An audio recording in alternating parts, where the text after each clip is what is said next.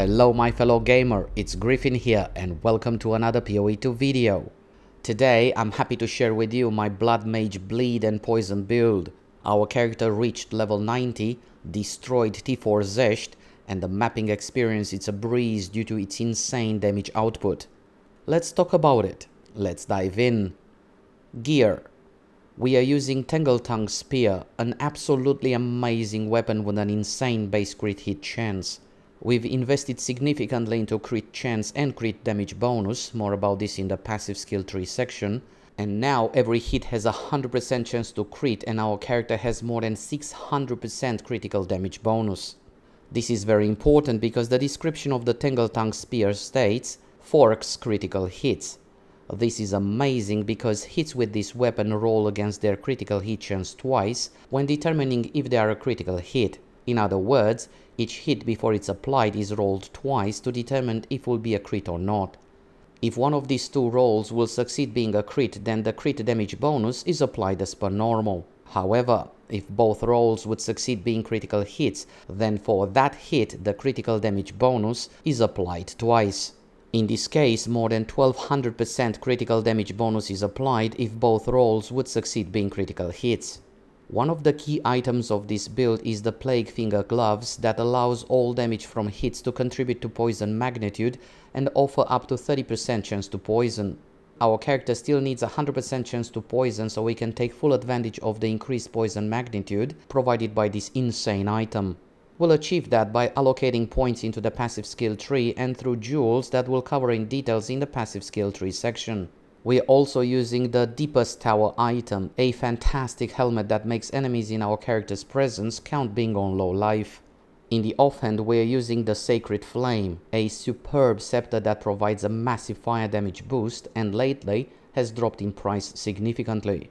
Besides that, also provides level 19 Purity of Fire skill for additional 40% fire resistance that is very useful in maxing out our elemental resistance for our character. The body armor has a ton of evasion, good amount of life and resistances that alongside the rest of the gear will allow our character to be elemental resistance capped and above 80% chance to evade. Preferably chaos resistance would be at least 50%. We are using an amulet that provides increased evasion, much needed attributes, life and spirit to be able to use all spirit gems required for this build. The rings are another key aspect of this build because they provide a lot of flat elemental damage that contributes to poison magnitude due to our Plague Finger Gloves mentioned earlier. The major Ascendancy node Blood Barbs makes bleeding inflicted on cursed targets to be aggravated and the elemental damage to contribute to bleeding magnitude as well. We can use Ingenuity Belt to further boost the damage of our rings if we manage to have our character elemental resistance capped without relying on resistances on the belt. This is the gear so far.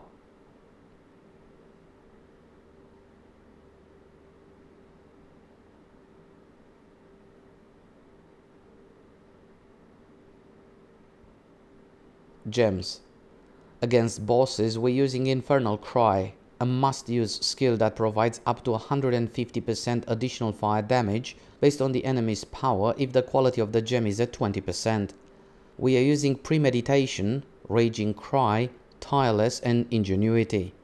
We are also using Blasphemy so we can equip Enfeeble Curse because the major Ascendancy node Blood Barbs makes bleeding inflicted on cursed targets to be aggravated, that means deals 100% extra damage.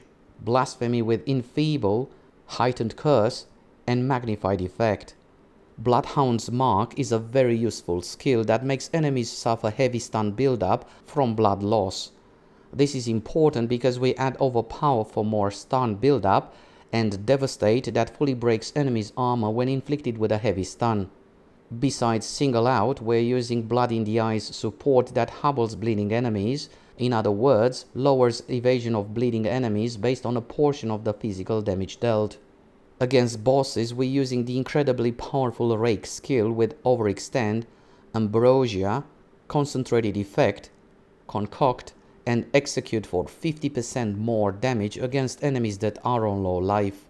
Considering we're using Concoct support, make sure the life flask has at least 120 charges as it consumes 20% of life flask charges on use and provides 3% more bleeding magnitude per life flask charge consumed.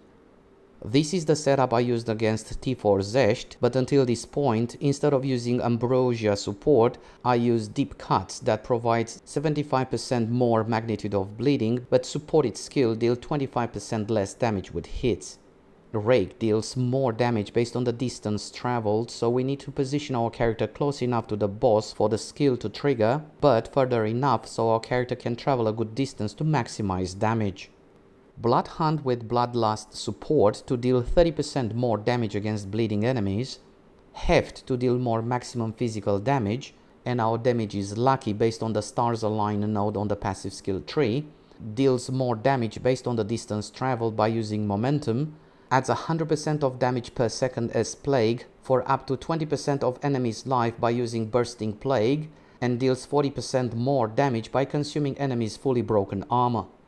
For mapping, we're using Lightning Spear that helps spreads poison fast, melting entire groups of monsters. The more density, the better. We are using Lightning Infusion, Innovate, Elemental Focus, Lacerate and Volt.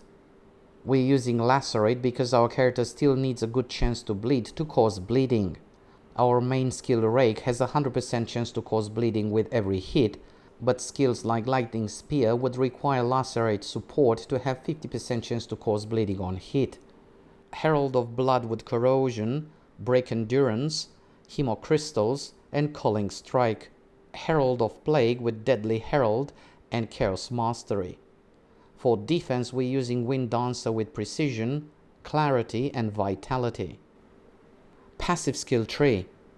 For a level 90 character, passive skill tree looks like this. Feel free to access the MOBALYTICS link in the video description for the passive skill tree, gems and gear for a level 90, the endgame version for the Blood Mage. We are using the following jewels. Try to look for emerald jewels that have these stats: chance to poison and increased magnitude of poison you inflict, and a sapphire jewel with crit chance, increased presence area of effect, and increased chance to inflict ailments. We focus on crit chance, crit damage bonus, evasion, poison chance, increased poison magnitude, targets can be affected by +1 poison in the same time, and increased damage against enemies on low life. Regarding crit nodes, we've selected the Dispatch Foes, Moment of Truth, Deadly Force for the Jugular, True Strike, Careful Assassin, Throat Seeker, Struck Through, Heart Stopping, Heart Breaking, and Cooked. We're boosting evasion by allocating cat-like agility, bestial skin, and enhanced reflexes. Regarding increased damage against enemies on low life, we've selected these smaller nodes and each give 30% increased damage against enemies on low life.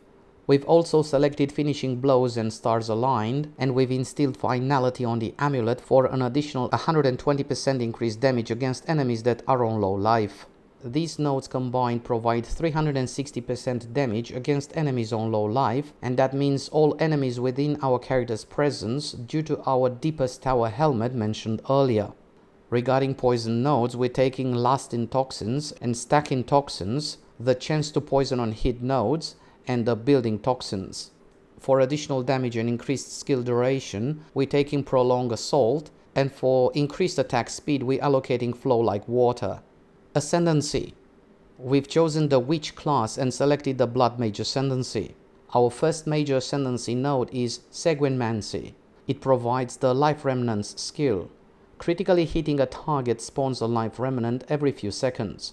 Picking up a Life Remnant grants life that can overflow maximum life, meaning it can temporarily up to double our character's maximum life.